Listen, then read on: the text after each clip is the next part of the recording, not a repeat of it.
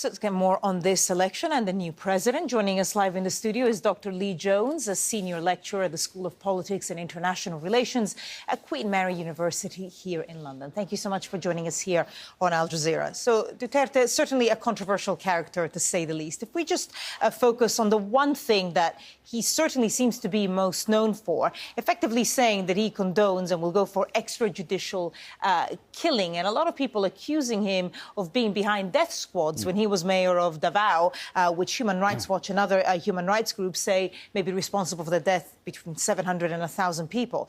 I mean, ultimately, it's one thing to say it during a campaign. Can he actually go through with it? What checks and balances are there in the Philippines to stop him from doing this? The Philippine political system is modelled on that of the United States. So there is a separation of powers between the presidency, the legislature and the judiciary. And the Supreme Court, at times, has stood up to presidential wrongdoing, but it can also be stuffed with appointments. So it's not necessarily the most robust institution.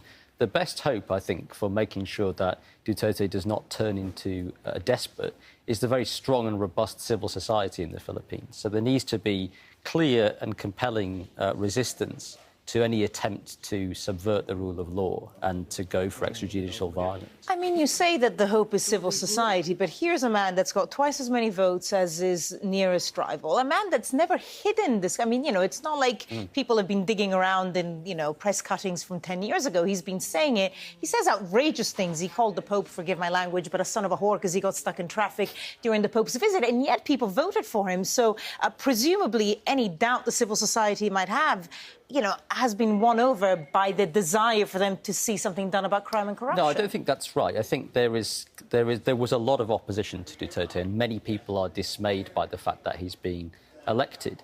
But fundamentally, his election speaks to a deep malaise in the Philippine political system. It results from the fact that the system has been captured by a few dozen political families who also run most of the economy. And the system simply doesn't work for the vast majority of Filipinos there, who are mostly poor.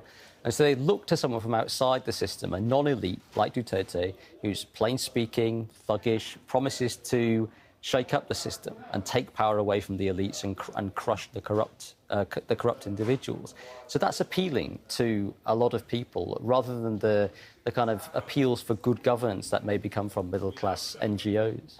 Well, speaking of, you know, NGOs, I mean, many of them have already, you know, been very vocal about their dismay. Other countries have said, though, you know, he is the elected president and we will do business with him. What do you think is the biggest danger with him at the helm now?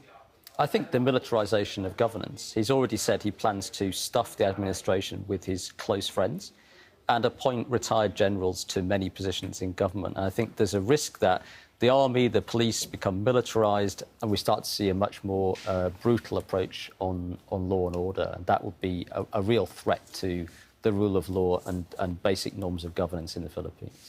Lee Jones from the School of Politics and International Relations at Queen Mary University in London. Thank you so much for sharing your views with us. Thank you.